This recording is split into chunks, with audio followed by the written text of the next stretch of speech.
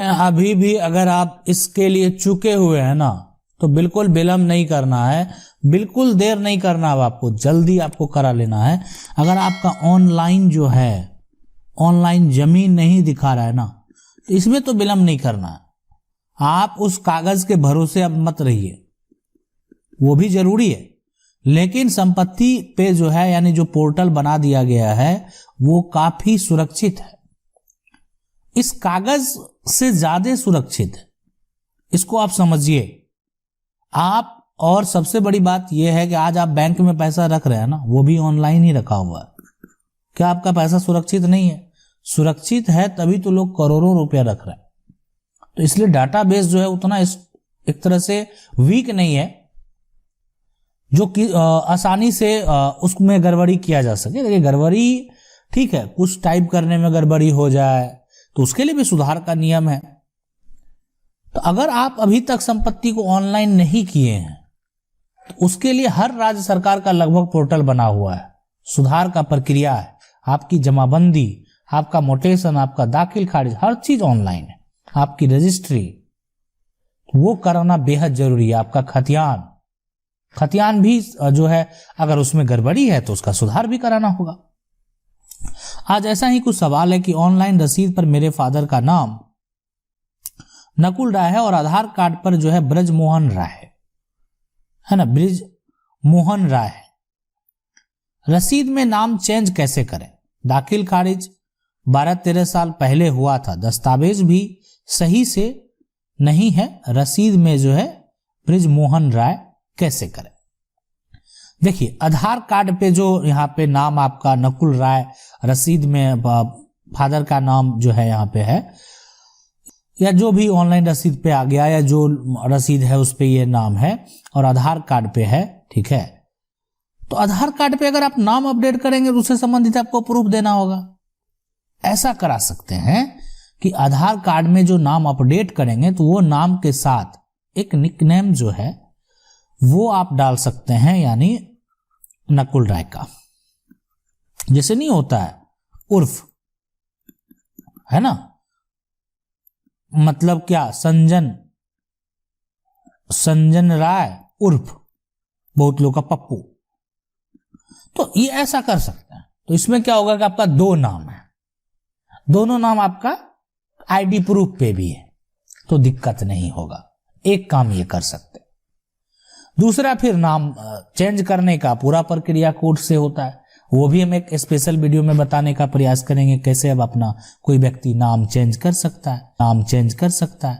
तो आपके रसीद पे जो नाम है या तो वो करा लें, ठीक है, या तो डॉक्यूमेंट में वंशावली के आधार से जो है ये आपकी जो रसीद है उस पे चेंज करा सकते हैं। वंशावली के आधार पे आप जो है जो अंचलाधिकारी हैं उसको आवेदन देंगे कि आपका ये नाम है और बाय गलती से ये नाम आ गया है इस तरह का। हाँ, लेकिन वंशावली में जो लोग और सदस्य होंगे आपके परिवार के लोग, उनका भी सपोर्ट का जरूरत आपको पड़ेगा।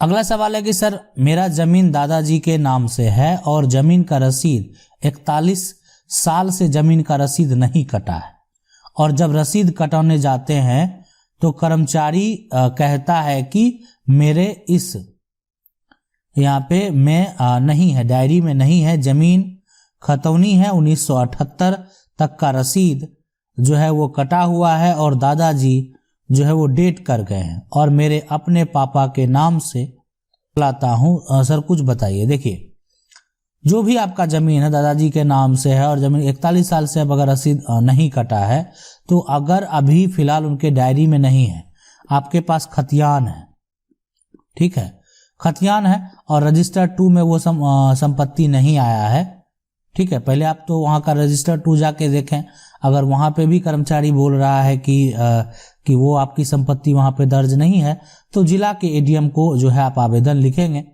कि आपका खतियान जो है वो रजिस्टर 2 में नहीं आया है। पहला प्रयास आपको ये करना है, ठीक है। और ये हो सकता है कि आपका ये यहाँ पे, इसलिए कि वो जमीन आपकी तभी होगी, ठीक है, वहां के अधिकारी भी जो अंचल स्तर के अधिकारी हैं उनके पास भी वो इन्फॉर्मेशन जिला से नहीं आया है। तो जिला से अगर आपका वो नहीं है तो वो उतना ही काम करेंगे जो संपत्ति वहां पे उनके पास दर्ज है। उनके पास वो ऐसा कोई पावर नहीं है कि वो आपकी संपत्ति को दर्ज कर देंगे।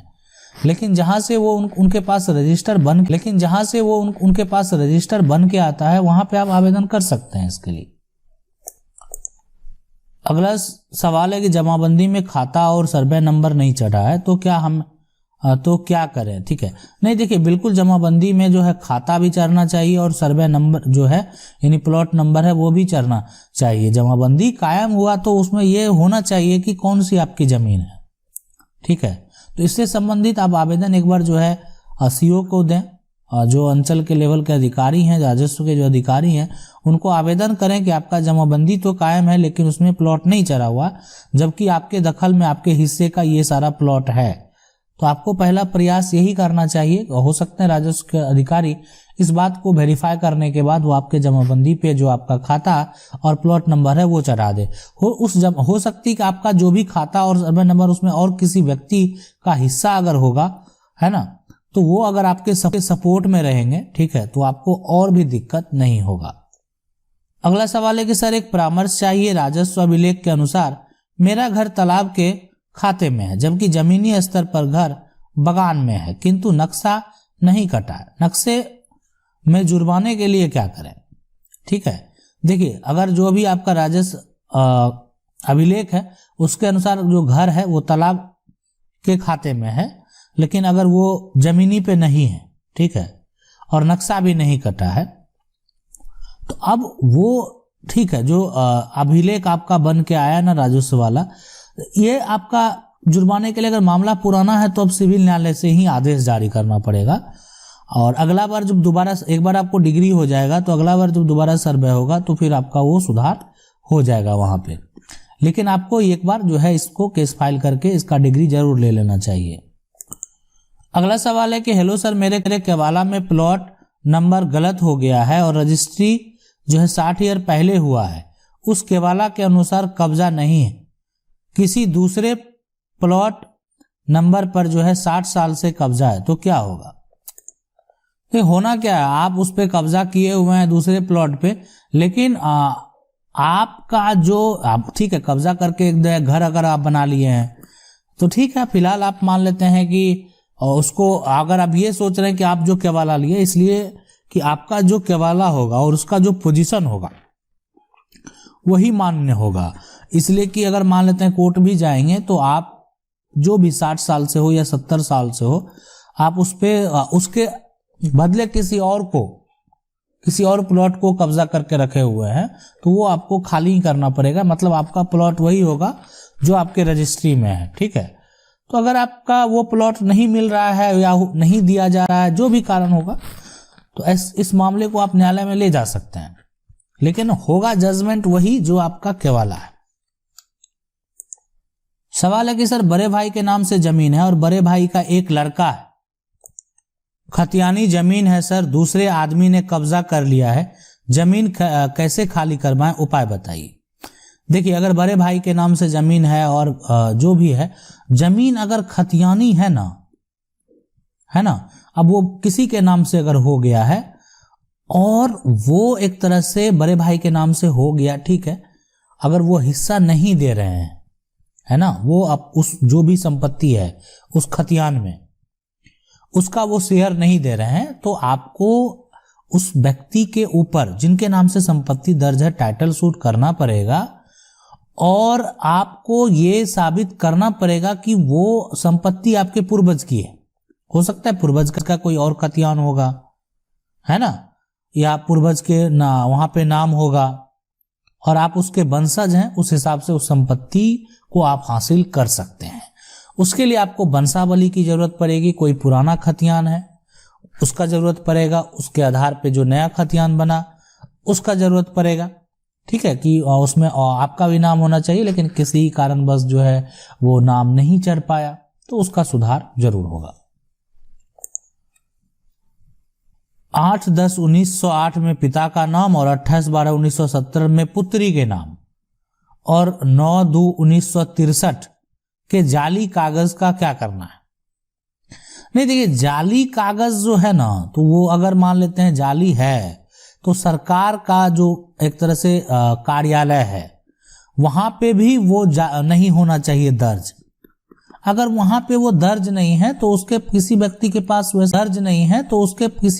पास वैसा कागज भी है तो उसका किसी प्रकार का कोई मान्यता नहीं है। कि मान्यता तभी होगा कि जब वो सरकार के रिकॉर्ड में भी दर्ज है। ठीक है, पुत्री के नाम वो संपत्ति कायम हो गया है। हो सकता है कि 1908 के बाद कभी वो संपत्ति बेचा गया हो। अगर वो नहीं बेचा गया, उसका जाली कागज है, तो उसको जाली प्रूफ करना पड़ेगा। ठीक है, अभी फिलहाल वर्तमान में ये संपत्ति बाद में दोबारा आपके नाम से दर्ज हो गया, तो अभी पूरा मालिकाना आप ही रखते हैं, इसलिए कि आप उसको बेच भी सकते हैं उस आधार पे, इसलिए कि पूरी संपत्ति दोबारा आप ही के नाम से दर्ज है।